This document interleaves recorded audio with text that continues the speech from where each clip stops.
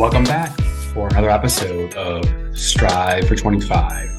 Joel Farrell here, and looking forward to sharing with you our guest. All right, looking forward to another episode of the Strive for 25 podcast. Joel Farrell here, and I've got a guest that I've known for a long time, Duck Lee. He's in St. Louis, Missouri. And I want to bring Duck on because, again, on this channel, we have broken down the wealth building formula into three equations: the savings equation, the investment equation, and the results equation. And again, the savings equation, simple: income minus your expenses equals your savings. Most of the content out there is about cutting your expenses, and we want to focus on generating more income because that's more exponential the more time we spend on it versus cutting costs. Only so much of a return you can get on that. The investment equation, also what we're going to be highlighting here because Duck's world is in the real estate side and he's invested and gotten ahead. And then the results equation is, hey, wherever you are today, if you want to get to your next goal, your next vision, how does it become a reality? What things have to change? What behaviors have to change to be able to make that future vision a reality? So this one's going to really focus on the investment equation and the results equation. So Duck, enough of me bullshitting here. Tell the listeners about yourself. Well, when you said a long time, I mean, we have known each other for a really freaking long time. Yeah, we So have. we're talking like 90, what, 97, 96. That's a really freaking long time Yeah. ago. Yeah. Um, Yeah. but your motivation of always like impresses me. But so kind of a little bit about myself. We have been in the investment industry for a long time. Mostly on the 401k side, and so about 2 years ago, well, 2 years ago when COVID happened, we were all kind of stagnant for a while with the whole industry, not sure what to do. And I am one of those really itchy person, and I was looking to find new ways. Kind of always been a big believer of generating your own cash flow because just having, no matter what your options are, you have more options if there's more money coming in. Whatever your goal is, whether you want to work, whether you want to stop, every single thing requires cash flow. So I'm always trying to find a way to incorporate additional resources and revenues into what my wife and I already currently making. And just kind of, I think with a lot of people, the stagnant part is when you are stuck because you're working 8 to 5, 8 to 6, on a day to day. You're exhausted when you get home and you don't have your mind on anything else, right?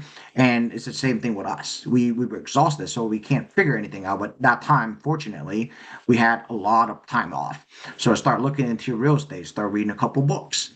And you are another one that, you're one of my main influence as well because I know you do real estate stuff on the side, and that's when I'm like, hey, Joel, let's sit down. Let's talk about ROI. Let's talk about construction loan. Let's talk about how do you get different refinances and just discuss options because, you and I have always done things like that.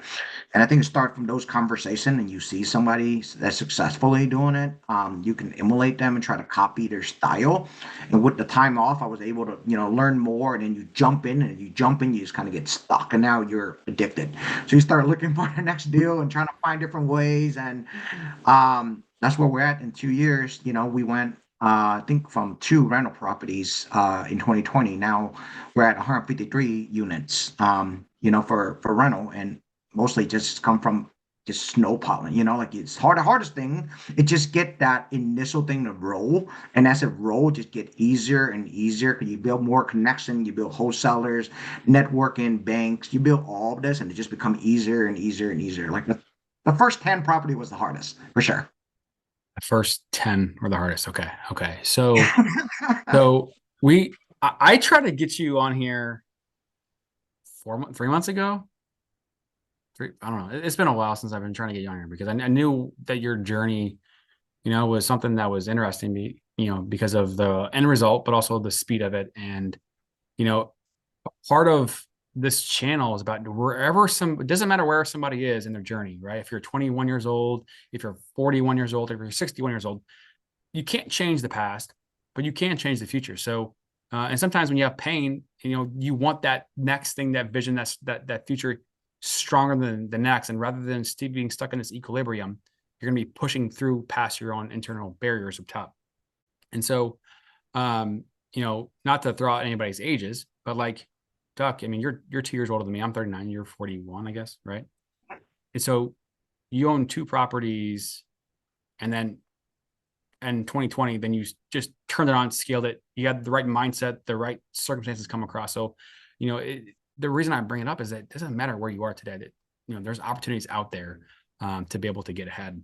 Wherever that you're at in the stage, because I feel like if you want to do something or you don't want to do something, you would find a reason and you will find that'll be your answer, right? If you're too tired from work, or if you're so safe, you're trying to find the absolute perfect answer for everything, and these kind of things are impossible. And I guess come down to this is like being risk adverse, like you have to be able to have the mindset to go into something without knowing all the answers. And that probably, and taking the chance and knowing that you're going to work your ass off, especially in the beginning. If you're willing to do that, then it becomes so much easier. It's like, you know what, like what, we can translate into any aspect of life. Like if you don't want to work, you don't want to do the work and go to school for college, yeah, that's too much of a hard work. And then you realize that because you didn't do that for 4 years, now you're gonna work your ass off for like 20, 30 years extra. Things get so much easier if you just put in the work right now, just decided that you're gonna do it. Just read a book, decided you're gonna do it, and then just it'll snowball. If you actually do it, jump in and just learn as you go, it will work out. You're gonna find sources, you're gonna find mentor, you're gonna find all these things, but you cannot find these things until you're like your mindset is I'm gonna do it. I'm gonna do everything I can to do it. I mean, like So, I don't want to so brag about you, I really don't, man. But shit, man, I remember you and I on Sunday, man. You and I on Sunday watching football, and you're like, you got one beer, and I'm like, you know what? I gotta go, man. I gotta go to work. I want to go to, you had City Mortgage at the time. And I'm like, dude, this is so freaking motivating. You're already doing really well. And you're already working like 6 days, 7 days a week. And we're watching football. And you're leaving so you can go to work, man. That's the mindset. You're going to be successful. Whatever it is, choose, you got to do it. yeah, I mean, that was like what, 09, That 010 was time so frame. freaking, but you know what, man? I remember that. Because I remember we're at Asian Cafe, and I'm just like, what the hell is wrong with this kid? It's Sunday. You know what I mean? Like, this is how you burn out. Like, but no, that you've always had that mindset, and I try to emulate that from the people that I'm close to. Follow successful people and your friends. Stop trying to be the biggest dog in like, in like a really, really small pound, or for lack of better word, try to find somebody more successful than you, and that work their butt off and learn from that. Like instead of just staying very, very comfortable. Got to get uncomfortable. So, well, let me ask you this question, right? Because I was just talking about how you kind of, made that leap, in your late 30s, where, you know, maybe if you rewinded the clock, maybe you start earlier or whatever. But what stopped you from starting earlier? What, and then also, like, I want to get into that first one. I want to dig into that first one, like the process in the first one. So, what stops you earlier? Um, what stopped me earlier is I was very comfortable. Um, I had a job that I enjoy, and we didn't have any difficulties, like with on a financial perspective, we never had problem, things just easy. Like I don't have like a crazy hard job.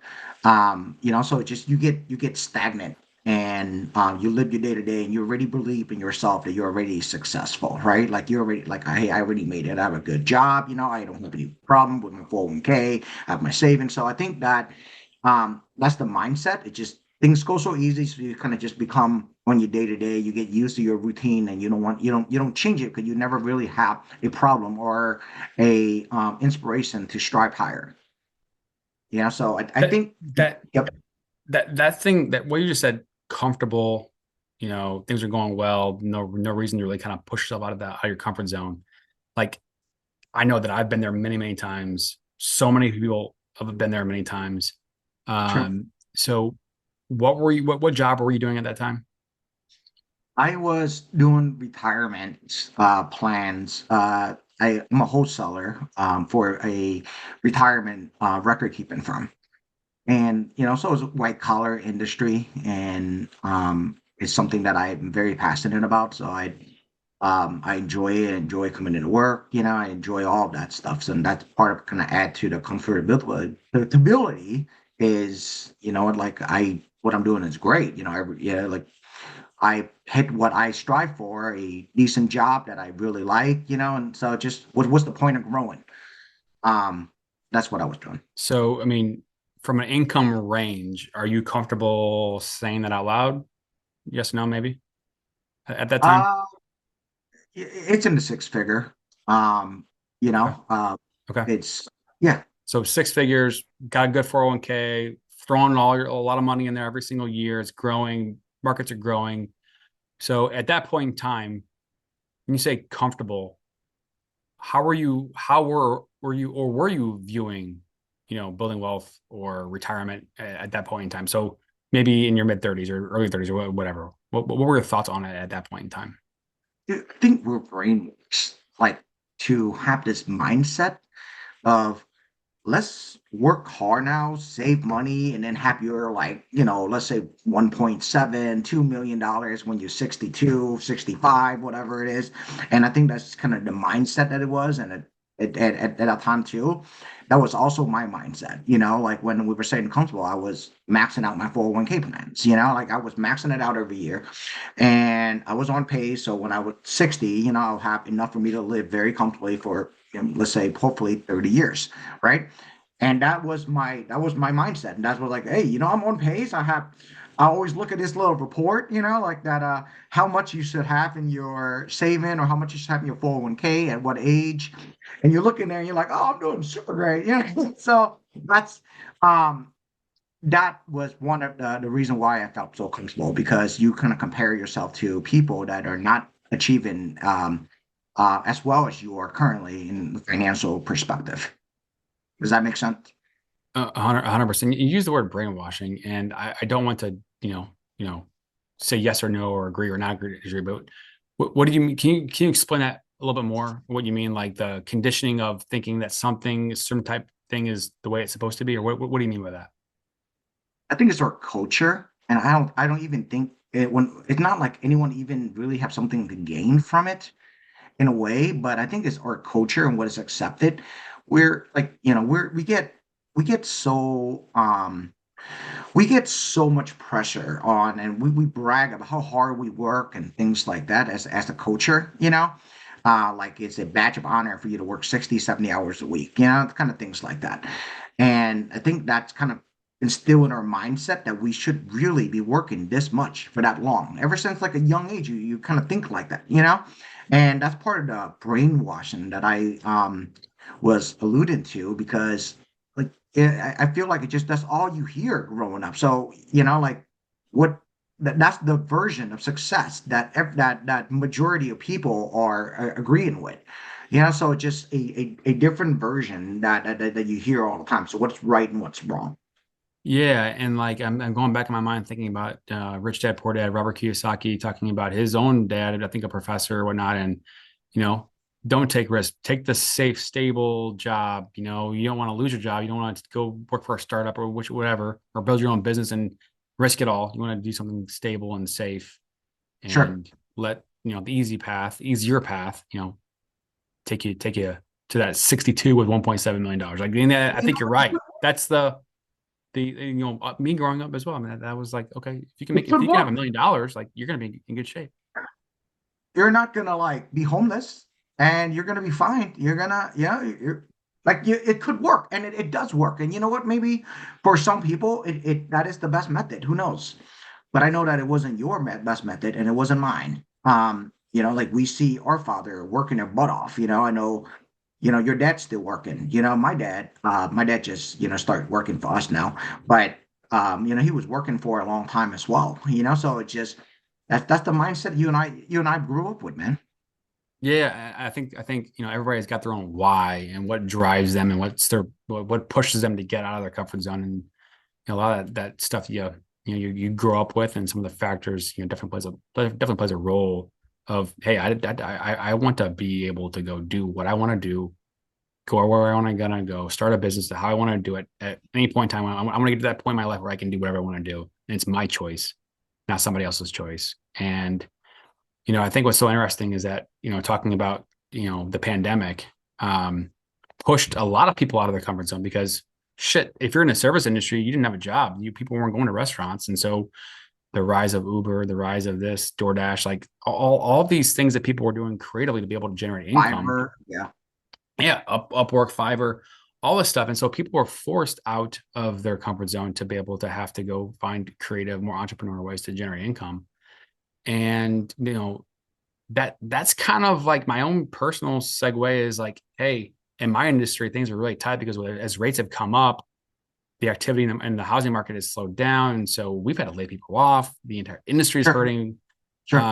And, I saw the writing on the wall earlier in the year as inflation was growing and what was going to happen. And so then that was partially, I saw the pain coming of what pushed me into getting the podcast going, starting on Instagram on July 12th, which I've posted every single day, getting things going because, I was getting pushed out of my comfort zone and I wanted to be able to do something, outside of what I was already doing to be able to build the business. And for me, for everybody else on my team, et cetera. And so pain, discomfort, I mean, that hurts. It sucks, but it's also, the other side of, opportunity It's a and growth. necessity. It's a 100, necessity. You have to embrace it. You have 100%. to And embrace that. Embrace that it's going to suck.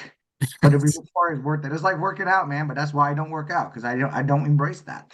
like, like I know it's gonna suck. You know that coming in, like, dude, I am going to screw up so bad. I'm going to buy some property that maybe I overpaid for. Maybe I don't know certain things, but you know what? Start with one. You're going to learn, and then you're going to go. Like you're gonna go to the next one, and you're gonna learn a little bit from the one before, and move ahead. You have to just know coming in that you are going to screw up, and it's gonna hurt. okay, so going into your first property, let's dig into that. So you bought in a very specific area with a very specific strategy. And what was going on through your brain? What was that last inspiration that guided you to go to that strategy? What were some of the fears that were going on? Let's dig into that real quick. Well, there's two levels, right? Level number one was my very first rental property. That was because I don't know anything. I had a house in Lake St. Louis, and then I bought a place in Wildwood. And so my Lake St. Louis house at that time in 2013, it was way upside down because the market didn't bounce back yet in 2008. So I didn't want to sell it upside down. I know nothing, right? So I'm like, I don't want to sell it and take like a $20,000 hit.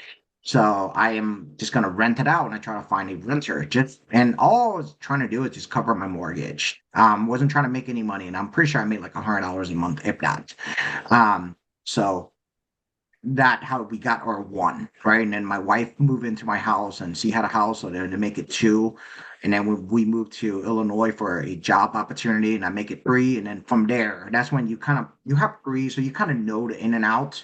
But as far as full scale, it didn't get until 2020 when you and I I sat down like, hey Joel, I got this opportunity, but I want to see if we can run the numbers together. See if that makes sense for you. I remember we went to what is that? What's that sports bar? I forgot what the sports bar was.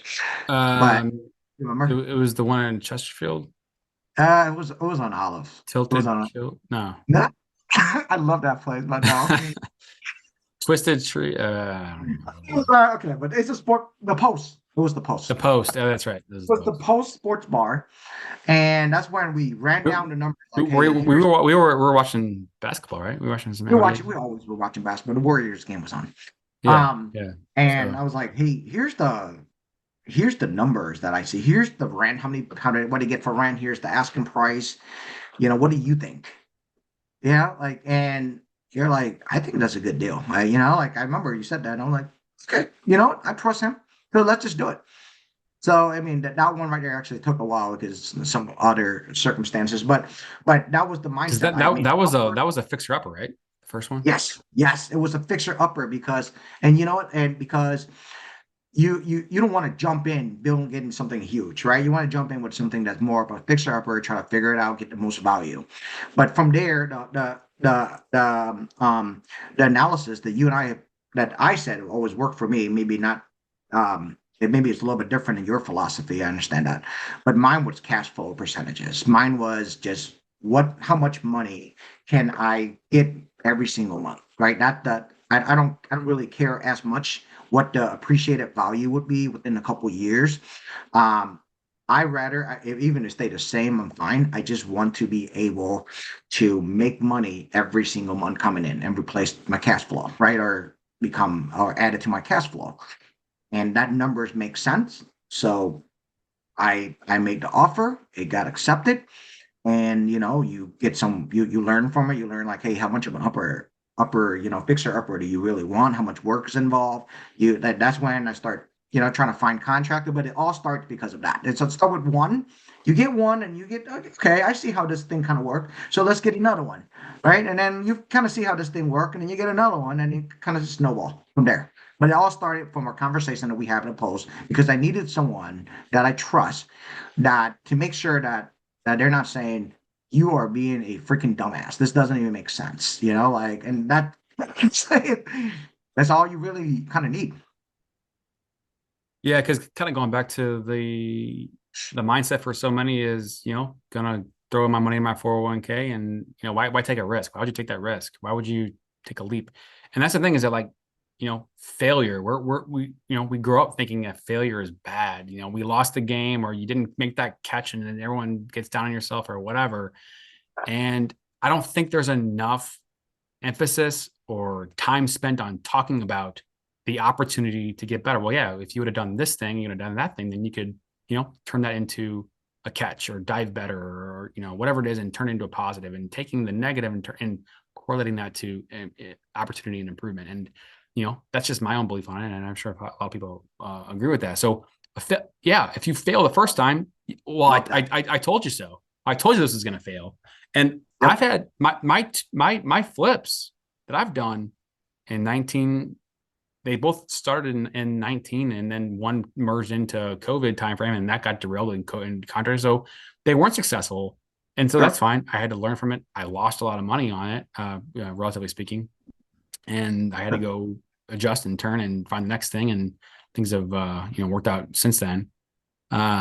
So you had a couple in Missouri, right?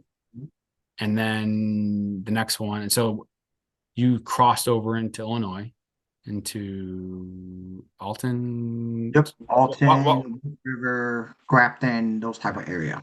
Okay. So, and that was because the cash flow numbers were strong, right? And that's where how did you get to looking over there? What brought you looking at that area? Think the main consideration we've always had is cash flow percentage. That's the most important. It has to be able to make sense on a cash flow percentage. So you have to be able to get properties at a decent value, right? And I'm constantly in search of that. Now, you gotta have your bottom, right? You can't go in like you can't go in like a terrible area. So I always have a rule.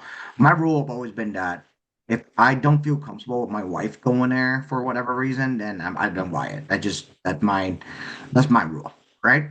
And so every property we have as long as they meet that criterias, and we usually buy a lot more fixer upper because they are a lot cheaper. So therefore that really help you on a cash flow perspective. Some a little bit more than others as far as on the scale that you need for you to improve the place. But you typically, that if you find an area that is safe and that you feel like it's undervalued, and that's when we buy. And then for our money, we start kind of gravitating toward just outside Wood River. But I think I told you we found a 10 units townhouse in Alton, Illinois, and we bought that, and it's not kind of go from there. We bought it, and then we start kind of building our contractors, and a lot of our contractors are in that area.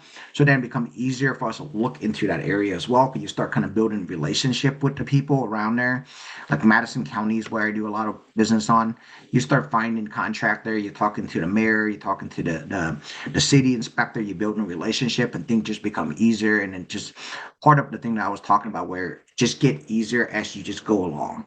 And then that's kind of why we start with that and then get bigger and bigger in the surrounding area because it's just easier for my contractor to go there, which saved me costs in the long term, um, and everything else. From a financing perspective. So the Mhm, very first one that was a fixer upper. mhm. Did you do a residential loan? Did you do a commercial loan? How did you get the first one done? I did it with a commercial loan with a company that you recommended at FCB Bank That's right. because it's over 4 units, I believe. Is it 4 or 5 units where it's not qualified for residential anymore? Mhm. And it has to go through a commercial loan. Otherwise, I would have just go to you for it. Um, so if that was residential, I would have just go to you. But since it's commercial, I had to, kind of veer outside of that, and that's what I used for a while. Until later, I found what I felt like it was a better deal and a better relationship. But it has to be through a commercial loan. So the first one, how much did you put down? 25%, 20%, The first one was 25%. 25%. Okay. Okay. Most that's just their strict requirement. It doesn't even really correlate with the price. Um, it's more just if you get a commercial loan, their requirement is it's very fixed, and and I found that it's very standard in today's market is a 20 years amortization schedule, 5 years APR instead of the traditional 30 fix or 15 fix or whatever that we doing for residential. Um, but first one was 25 until I got to a little bit later when I was getting a much bigger size loan. Then they require like a 30. And that was one of the reasons why I started shopping for another place. And I found one that, now we're doing like 15. So yeah, so that's So that um relationship gets built, they more comfortable taking you on know other more. opportunities.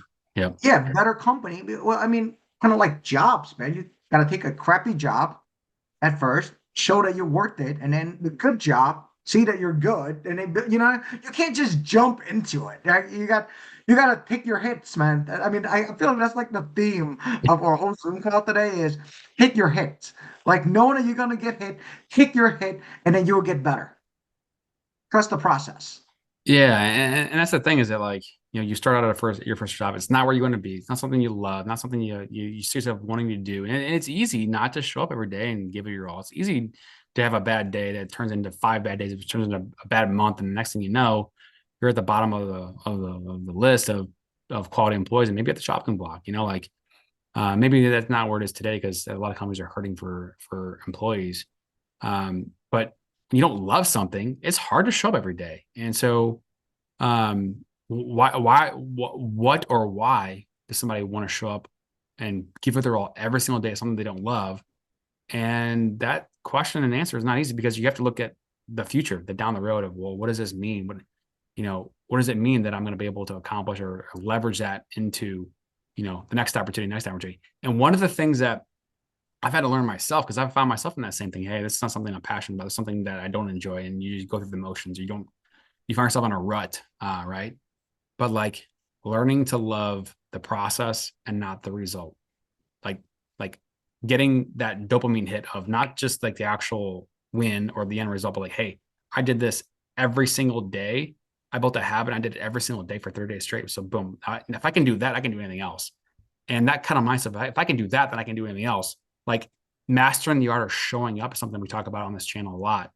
And when you're at a shitty job that you don't love, but you give it your all and you bust your butt every single day, like you're just practicing for your favorite job, like your ideal job. Because when that next job comes up, you're making your own luck. You're matching up the luck with opportunity because now you're going to be ready to go and you're going to be more prepared for the next person. Because when you give it your all every single day at your shitty job that you hate, you're going to learn more about the job. You're going to be more informed about the job.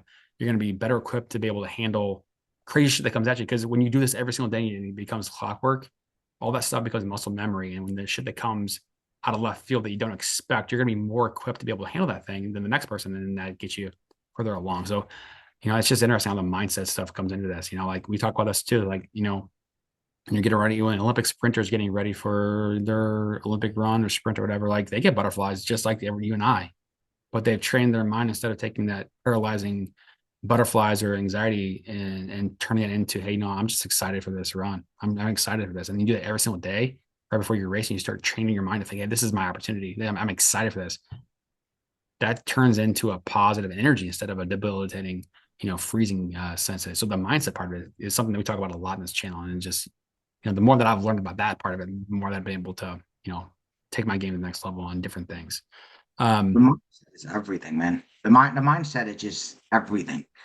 So, just if we taking a step back from what you said, like way earlier, like do you? Yeah, before you get started, you need to be able to ask yourself honestly, as like maybe write down, am I willing to put everything I have into this? Am I willing to fail? Is this what I really want? Because it's not for every single person, like now if you are going to do it, know that you're going to have to put into work. If you don't want to do that, which is fine.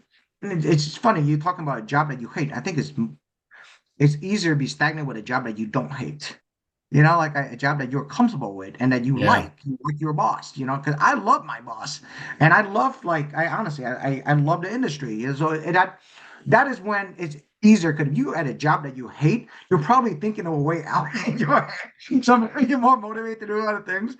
But I think that a lot of people that do things like this that are in the financial position for them to, like, jump in more, and with this, or you probably like your job, you probably make good money, and and that's what get hard.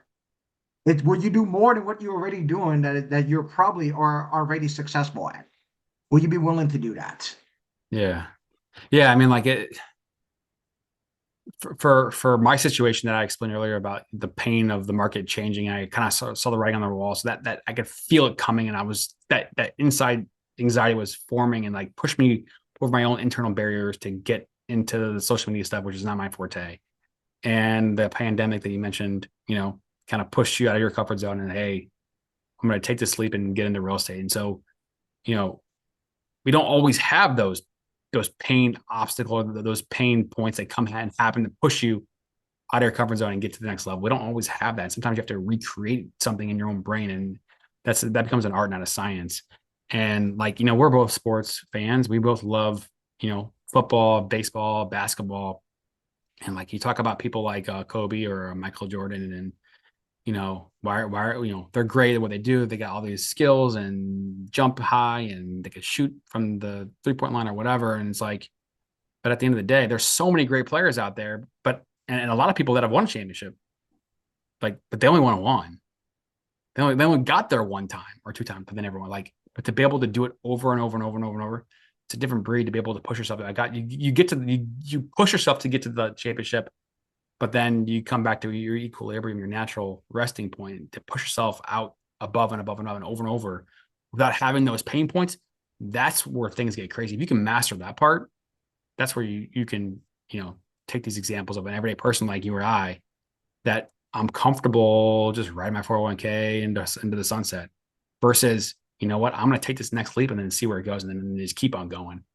And, it's not about money. It's about a lot of other things, a lot of other non-tangible things you can't always put your finger on. And that's the stuff that's interesting. That's the stuff, it takes to be able to push yourself out of your own equilibrium. So that's stuff that gets interesting as you dig deeper on that. Sure. Yeah. No, that makes sense. So you got to 150 units, and Hmm. like oh, I know what I was going to say before. I was going on this long tangent about how I was, reaching out to you 3-4 months ago, and I couldn't get you on the calendar because you had a lot going on and winding down your business. Because like literally, we put this on the calendar for Thursday, December 1. We did this like 2 months ago or 3 months ago. And I just put on the calendar. You said, hey, I'm gonna holidays coming up, blah blah blah, on the calendar, December 1. If we have to move it, we can move it. And this just happened to be the day that you like literally announced you're retiring, or maybe it was yesterday or Yeah. today. November 30th was my last day for corporate. So that was the day I, yeah, quote unquote, retire. I don't even know the right word in for that, because like, I guess to me it's not like, I don't think I'm ever gonna retire, because I'm always gonna be doing something, you know. But like, I'm gonna be focusing on our property full time. It needed it get it gets to a level now where you need to be more hands-on, in order for you to grow it. And so that's what we thought. We thought for us to grow to the next level, I need to be able to be focused on it full time. And so that's yesterday was the first day that I left corporate completely, which is a big deal for me because I've been in corporate for, since I graduated college, a long, long time ago. That's all I know. So it's different. So you got out of college. Was your first job, was it Cintas? First job was Cintas. Yep. Cintas selling services for like cleaning rugs and Uniforms, uniforms and floor all that stuff. mats, towels, aprons, a lot Did of did those fun stuff. did you love Uh, that job? I hated that job. Okay. That was I mean, by it's a hard far, job. It's a hard yeah, job, but that you was were good by at it. far the worst. I felt like that was the worst job I ever had. That was to me, that just a terrible job. But you know what it does? It was my stepping stone into sales and figuring out what you want to do and be able and see the kind of like financial reward you could have to be in sales, right? And you see that, and that's actually why I stuck around. I hated the job, but I don't, I was making probably triple what my dad was making, and I'm like a 25-year-old dumb kid, so that's when you're like, okay, maybe this is the industry I want to kind of stuck with. But then, I mean, after a couple of years, when I'm building up my experience, and now better companies are calling me and things like that, and then that's kind of when that's when you have enough that you can make a transition. But that might be the only job that I hated my whole life. And then you went to Paychecks next. To paychecks. Paychecks, and then left there and got into the investment world, right? Well, at paychecks was the in the investment world. That's when I started kind of getting security Oh, license. that's right. That's right. Okay. So that kind of transition, starting from there all the way to now, is pretty much the same industry. Okay. Multiple companies, but three companies in between. But yeah, So now you fast forward 150 units, managing the properties, scaling up on that, running the properties, dealing with, maintenance people. What's the biggest struggle that you had to learn or overcome with managing? finding contractors, finding people that you can trust, that not gonna basically that because we were talking about a world that I don't know at all. Like I don't even I barely know how to use a hammer. And I'm more comfortable with the investment aspects. Yeah, I don't do any of that. So they could literally say anything, but you got to kind of use your wit in the beginning, and finding people is just tough to begin with, that wanted to work. Like, So like I, literally finding somebody, like are you just pulling out like Google, or like what are you actually doing to find contractors? I use a lot of networking. I think one common theme with me is that I try to build relationship in a lot of ways, whether it's with you or I remember in the beginning I wanted to call your friend as well that have rental properties so I can get some ideas on it. I call a lot of people, man. I call a lot of people that I know in the industry and that I trust, and I rely a lot on recommendation, and for them to tell me, hey, this is a fair price. This guy right here is not gonna, like he's not gonna try to scam you. He's gonna do a good job. So I rely a lot on word of mouth and people that I trust, and kind of go from there. There was, sometimes where I was desperate and I had to use somebody just right pretty much off of like real estate website and whatever, and I got burned. I mean, there was one guy, his name is Mike Solti. So yeah, you guys don't use him. But ba- but basically, I'll tell a story. He was gonna do some work for me, right? He did one job already, and I was getting ready to go out of town, and he had to buy material with this. So I had to give him $500 up front and do that, and then he just never showed up to work, And I mean, multiple police phone call and things like that. Ultimately, he was like, you know what, man? Lesson learned. That's all you can do, And no matter how desperate you get, you need to have somebody vet him. That's one lesson that I learned. So yeah, Cool. Cool. Like So I don't have time to. I don't even know where the guy live at. I don't have time to go to court. You know, I chalk it up as a learning experience. and move on. Okay. So at this moment in time, all right, hindsight is always 2020, right? So we Sure. can rewind the clock. If you're talking to somebody out there right now who has no real estate at all, what advice would you give them? Build relationship. Build relationship. Take people to lunch. Like find someone like yourself, like me, like whoever that's in the real estate business, and let's grab a drink. You know, like hopefully they like you enough for them to do that. Because I know right now time is tough for people, but that I think that's how you do it. You get to the comfort level, have a mentor, and just somebody kind of I've done this, and they have the contact, they have the knowing, they'll help you out. You know, I Mm-hmm. would say do that first. And then from there, just understand the high level perspective, then buy a book and kind of read into the deeper because you don't want to ask a lot of dumb questions, like know that, and then kind of go from there. And from there to like, for example, you tell me about commercial loan, right? And I got my contractors from another person to recommend them. And I have two full-time contractors right now, so um that I would say number one thing is, hey, you know what? Let people know that's what you want to do. Build relationship, whether it's with a wholesaler, talk to everybody because you never know what kind of value they can bring. Talk to every single person. And talk to wholesaler, talk to real estate. Every one of them is worth your time. And then you're gonna figure out they're gonna see this and they're gonna want to work with you, and then it's gonna snowball from there. But talk to people, give recommendation, build relationship. That ultimately is gonna enable you to like a larger scale. I love it. I love it. That's so accurate. And I was talking to a gentleman today, Ryan Gray in Eau Claire, Wisconsin. And this dude, he's a badass. He's 27, got 100 and something units he's built up in real estate, and he's got a Good couple for other him. businesses he's doing. And he was telling me that he got brought into a real estate meetup and went to it, and they told him, hey, this is the things you need to do, A, B, C, boom. And like he's like, I was ready. I started acting. Like, people in that group, they didn't just do what they told them to do. Like they just didn't do it. Like I'm ready to go. I did it. I actually did it, and I just followed the process. And like it's easier said than done, but like it's some things are easy to do and they're also easy not to do, and that's why a lot of people don't do them. We all know what we need to be happy and successful, and we say this all the time. We all know what we need to do, but we just either forget or don't do it consistently enough, and things happen and chaos and distractions, and that's just a lot of the things that happen. Maybe in this world, I know that kind of falls into a lot of circumstances. And maybe in this world, probably we don't know.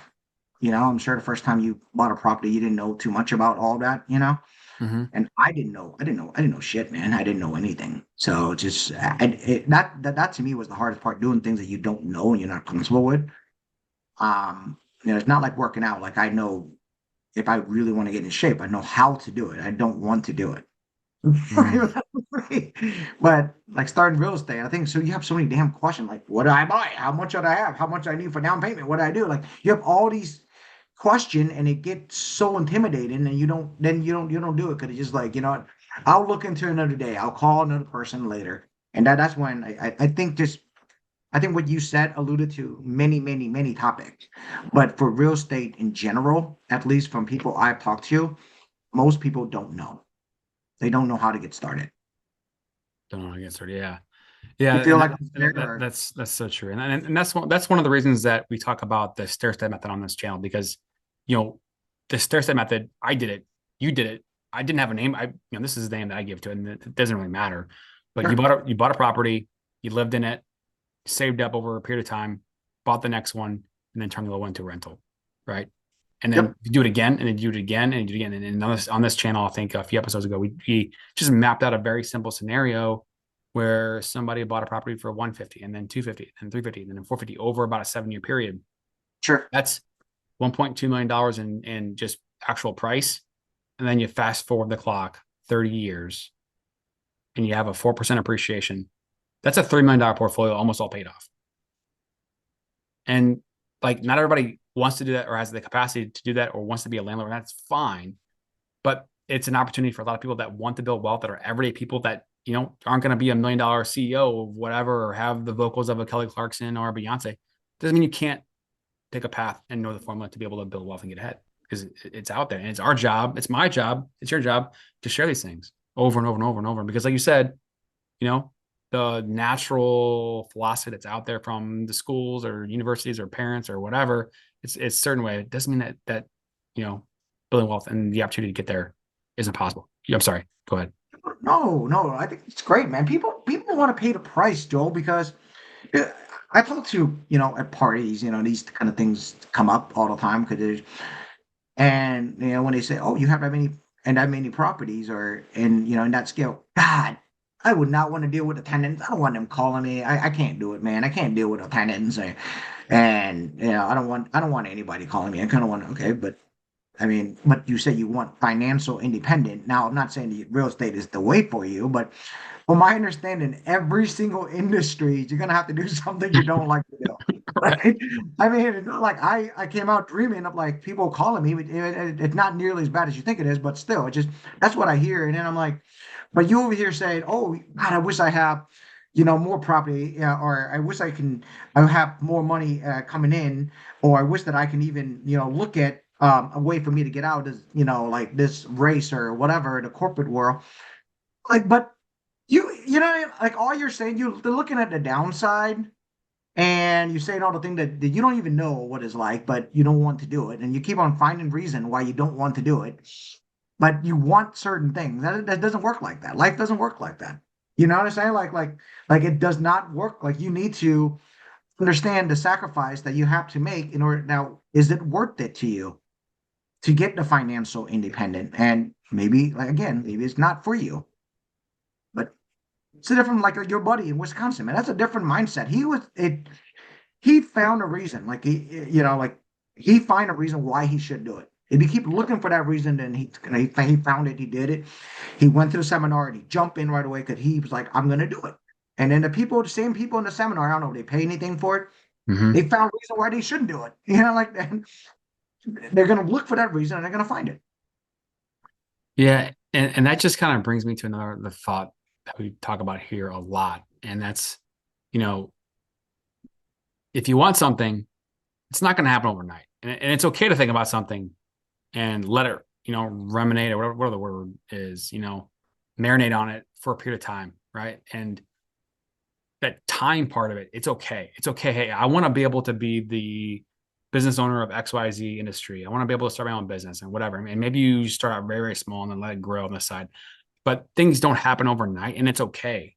Right. Like I talk about all the time that this Strive for 25 channel, the idea of like, hey, if someone can save 25% of their income and if they can build their life around that, then they're going to be in a place to be able to have a lot of options of being able to get ahead, build wealth.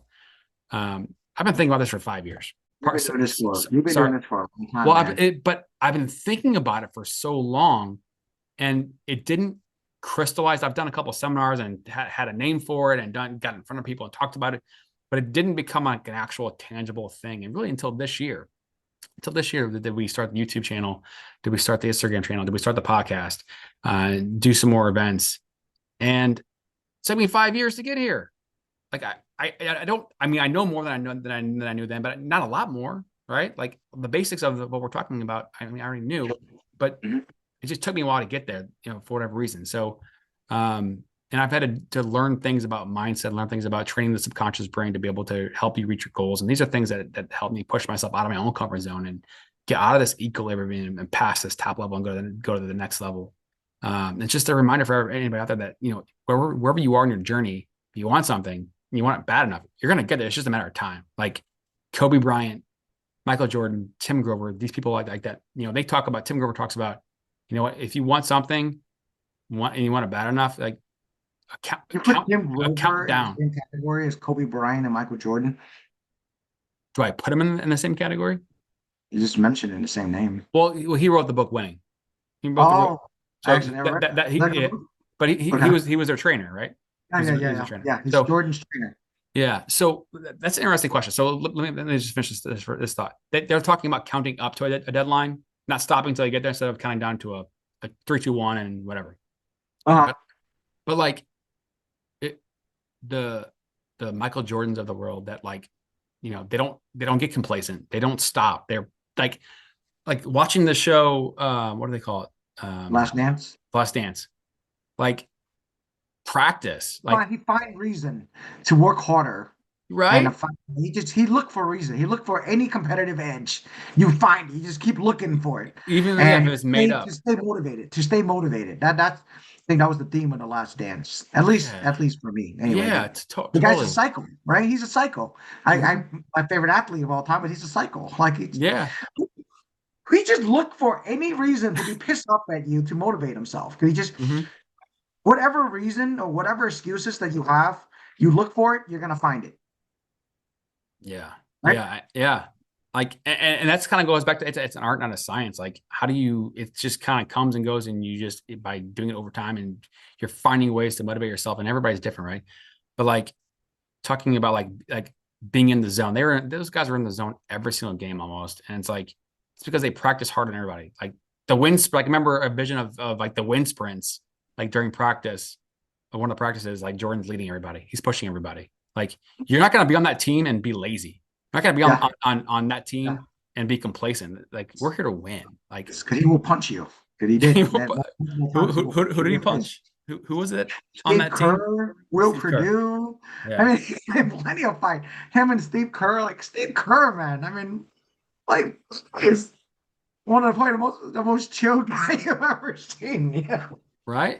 But I think So yeah, I remember Kerr saying that with that scuffle and Kerr standing up for himself, and I don't remember what he maybe punched him back or whatever. Like, then Jordan respected him because he stood up for himself and like delivered and trusted him more and whatever. Like, yeah, I don't yeah, know. I don't know. But like, the biggest thing like that I can say to anybody is like, some of these people are born with this. You're born with that motivation. You're born with it. And some people more than others. But like, once you reach a certain point, like, there are ways to strengthen your mindset. There are ways to strengthen your desires, ways to strengthen your why, to push you out of your comfort zone.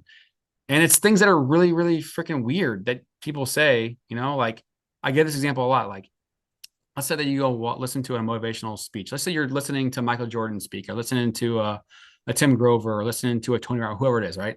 You had 100 mhm, people there, sure. and they go listen. Maybe they spend money on it for like a 4 hour event or whatever. Well, like, you're motivated, you're energized at that moment in time. Well, what happens the next day? And then a week from there, are you still motivated? Maybe, but maybe it wears off. Like, that natural energy, it dissipates over time.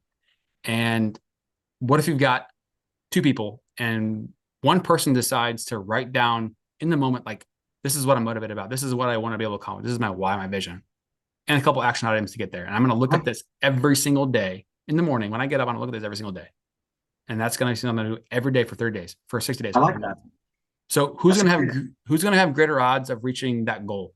The person The that wrote person that looking at it every down. single day and put himself back in that mindset that he had when they first heard those words or whatever it is. That person, Mm-hmm. because 100%.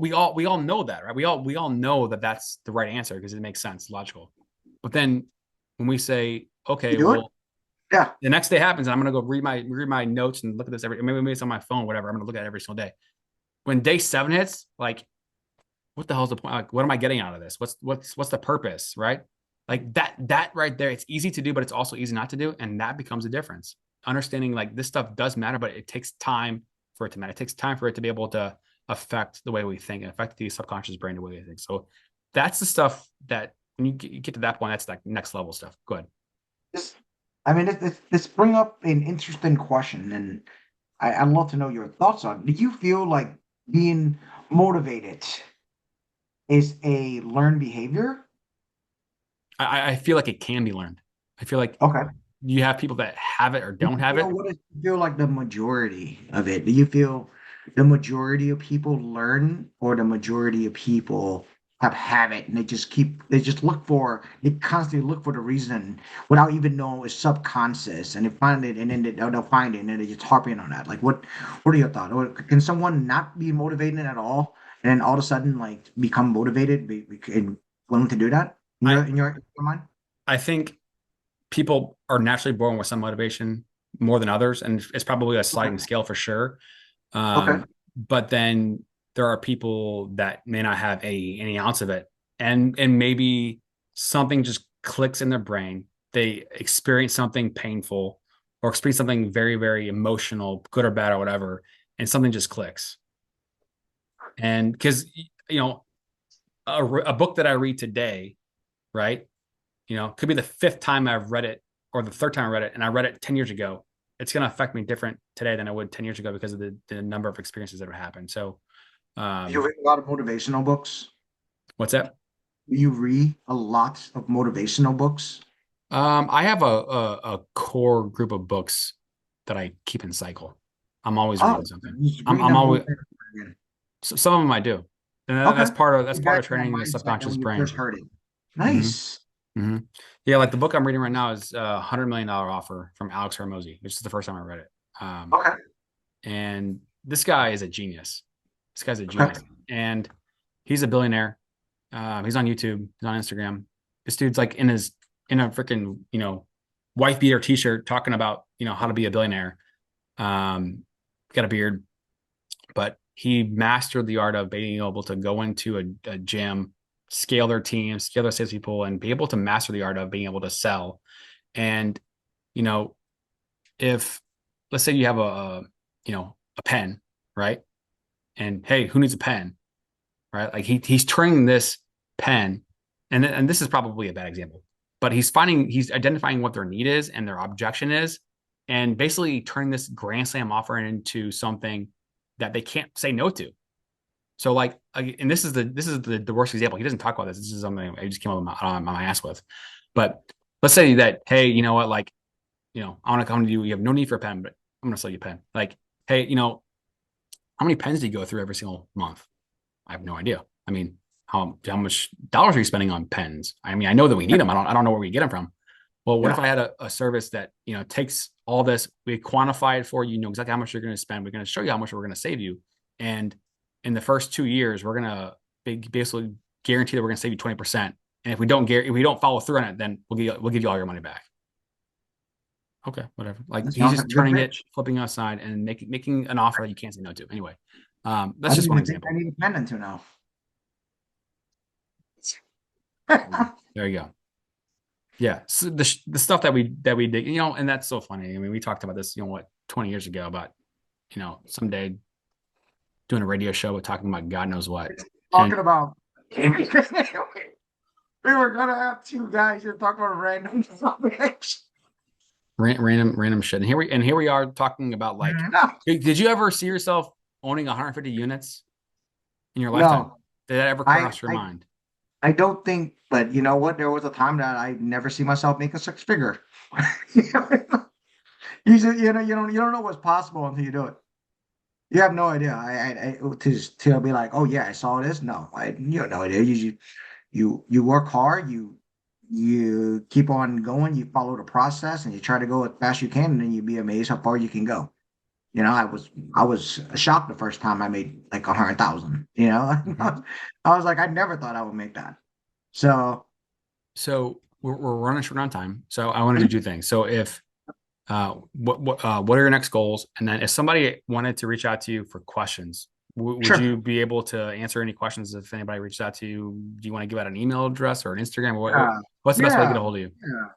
I probably my email is best. Is LED underscore DUCLE@yahoo.com. Okay. Okay. So that's One more time. LED underscore DUCLE@yahoo.com.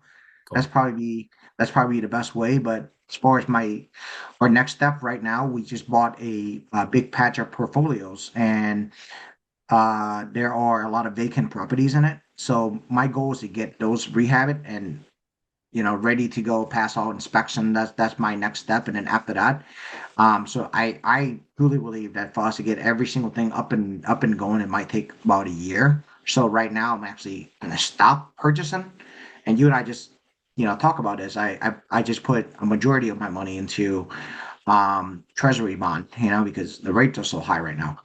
Um, and because I'm like, I'm not gonna buy for the next like 6 months. I'm gonna try to get my properties to like tip top shape where everything runs smoothly, and then from there, then I can scale faster. So right now we're taking a step back from the purchasing perspective and trying to maximize every dollar, raise rent when we needed to, maybe get out some bad tenants that before, or whatever it is that we're doing. Try to just get that tip top shape. That's my next short term goal, like within a year, and then 2 years after that, and then we're gonna grow. I mean, yeah, I think a realistic number could probably be like 1 or 2 a month, or something like that. So the last package you got was how many units? I think like 25, 26, somewhere around there. Okay. So where does that put you at total? That was where put us at the 153 unit. 153. Okay. Yep. Okay. Cool. So get through half of the year, get cleaned up, maybe the full year, get cleaned up. Clean up, and then hopefully we can try to scale on more and not. So right now, save money, and hopefully there's some deals for us, all of us. Okay. So we got some stuff to catch up on later down the road, maybe later in the year, and we'll see what kind of questions come in. So like literally, if you're listening this far, and what are we about an hour into this? If you're listening this far, if you have any questions for myself, for Mr. Duck Lee, please do reach out to us. We were happy to answer any questions or point anybody in the right direction for help or advice. That's what this is all about. And Duck, thank you so much for taking time out of your day.